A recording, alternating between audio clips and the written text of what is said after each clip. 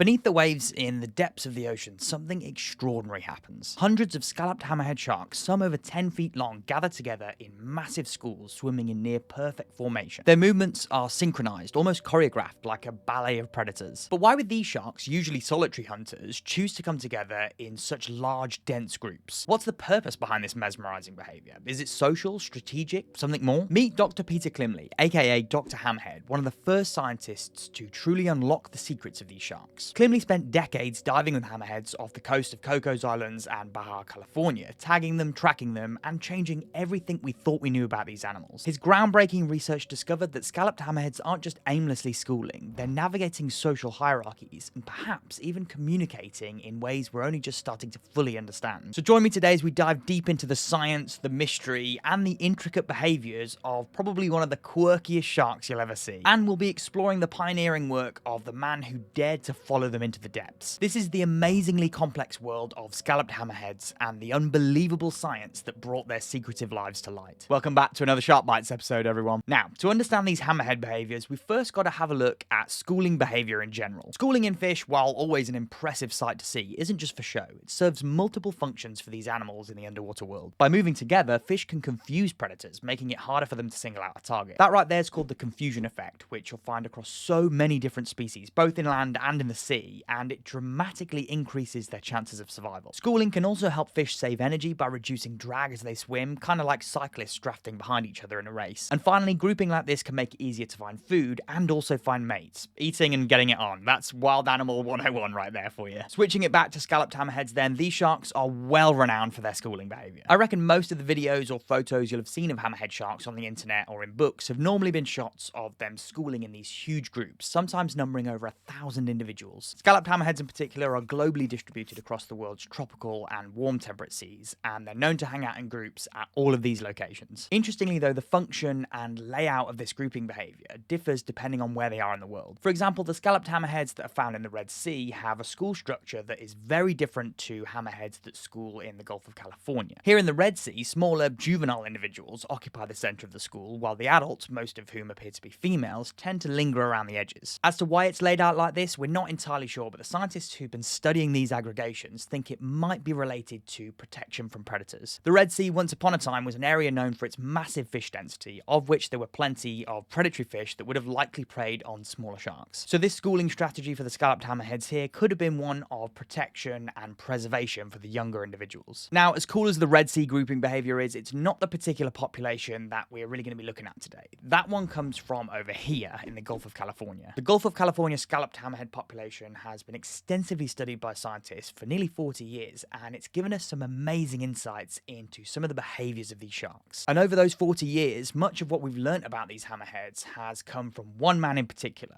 Dr. Peter Klimley, aka Dr. Hammerhead. Peter is an absolute legend in the shark science world, and I'm sure there's going to be some of you out there that have read some of his books before. Anyway, back in the late 1970s and early 1980s, Klimley began detailing his observations of the hammerhead sharks that were schooling in the Gulf of California. Specifically, he was investigating the sharks that like to hang out at seamounts or offshore refuging sites. One of these seamounts was this spectacular one here. This is El Baja Espiritu Santo, and back in the 1970s and 80s, it was a major aggregation site for scalloped hammerheads who would group here in their hundreds during the day. During those daylight hours, the sharks would literally swim back and forth along this ridge right here and generally wouldn't venture off out into the depths until nighttime. Back then, Klimley was doing his PhD, and his early work aimed to try and document the social organization and positional composition of these scalloped hammerheads, because it was clear just by looking at them there was something very intricate going on within the school. But you can't prove anything just by looking at the sharks, because they've got no markings on them or anything like that that would allow you to distinguish between individuals, so Klimley and his team had to tag them. A small number of sharks were tagged with telemetry tags, but many were tagged with very, very small pattern tags specifically coloured to each individual. These pattern tags could be identified from photos or videos, and it meant they could see a certain individual's 3D position within the school and how that changed over time. And at the same time as all of this tagging, he was also measuring them with a stereo laser photogrammetry kit to be able to see how big some of these scalloped hammerheads were. After years and years of observation and analysis, Klimley was able to figure out that these hammerhead schools were similar to the ones in the Red Sea in that they mostly comprised of females. But as far as similarities go, that was about the extent of it, because the social composition of the group here in Baja was completely different to the ones seen in the Red Sea. In this case, the scalloped hammerheads were grouping in the complete opposite way. The smaller juvenile individuals were exclusively found towards the outside of the school, whereas the the larger adults congregated in the center. This graph here I think demonstrates it pretty nicely from a scientific perspective. So you've got the total length or the size of the sharks here on the left, and then distance into the group along the bottom. And you can see there's a relatively clear correlation line there, with the smaller individuals displaying a lesser distance into the group, and then the larger ones having a greater distance into that group. Spending that much time in the water with essentially the same group of animals, though, means that you start to notice patterns and odd things that you maybe wouldn't have seen had you just gone on one dive. And as time went on, Klimley and his team started to notice that a lot of the females had scars on their bodies. Specifically, the scars were tending to cluster on the left and right hand sides of their bodies, close towards their dorsal region around the head. Now, I'm sure that many of your first thoughts here would initially go to these scars being inflicted by males during bouts of mating. But the problem with this school was that there was barely any males for the majority of the time, and the scars were in the wrong place. With mating, you'd expect the wounds to maybe be on the pectoral fins or even towards the ventral side towards the pelvic fins, as those males try and flip the females over. But the scars that Klimley and his team were seeing weren't in the right place, so it led them to believe that the scars here were actually being inflicted by other females within that school. But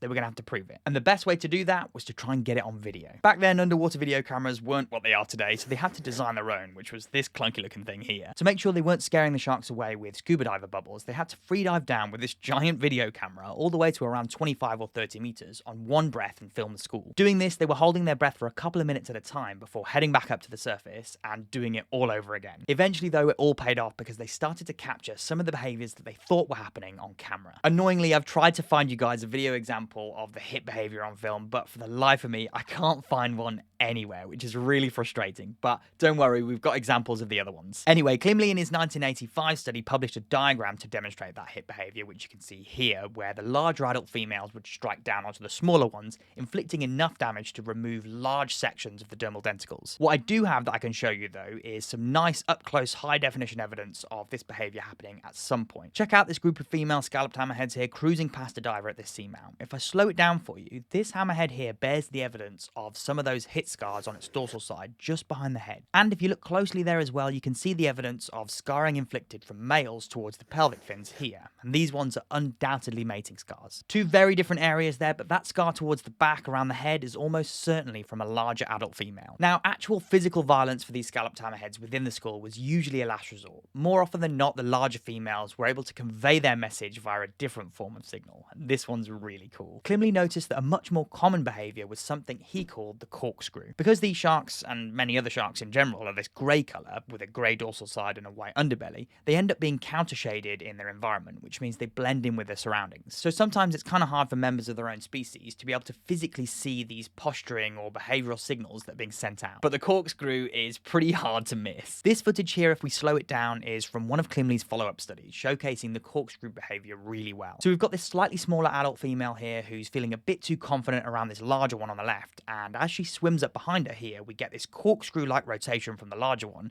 flashing her bright white underside and displacing the water around her, which sends a very clear signal to the smaller individual to back off. And it was this corkscrew behavior that was one of the most fundamental body signals in making sure that every female in the school knew its place. By doing that little rotational flip, smaller females would understand that they need to head over to the peripheries of the school, otherwise they might end up with a nasty bite to the top of the head. How awesome is that? That's gotta be worth a hit of the like button, surely. This level of socialization and hierarchy here is so intricate, it's almost on par with something like a wolf pack or a primate troop. And so it's not a surprise then that scientists would later go on to find out that scalloped hammerhead brains are one of the more advanced and complex ones within elasmobranchs. They've got one of the highest brain to body mass ratios of any shark and have one of the largest masses for their telencephalons relative to other parts of its brain. That's this part here. The telencephalon in hammerheads is likely this size and very well developed to deal with all the information that's being collected by its amazing sensory system, but it's also the part of the brain that's associated with higher order thinking. This means that they can navigate expertly, learn, recognize patterns, and yep, you guessed it, even potentially communicate with a vast repertoire of behavioral signals. Their brains here are specifically evolved to be able to send out and interpret these communication behaviors to make sure that that school maintains its hierarchy. So what's the reward for these big adult females who've worked hard to dominate their way into the center of the school? Well, they've basically earned their right to successfully mate and ensure their genes are passed on to the next generation of tiny little scalloped hammerheads. I know, being accosted by a bunch of pesky males trying to mate with you doesn't sound like a particularly great reward, but for these animals, mating is everything. The males then will have to weave their way through these giant schools of females, dodging and ducking between the smaller individuals, which is not an easy feat, but it means that only the strongest and most agile males will make it to the center where they have the opportunity to mate with the largest, most dominant females. Perhaps by placing themselves in the center of that school, it facilitates that test to take place and makes sure that no ordinary weak males manage to get through. I think it's just such a fascinating dynamic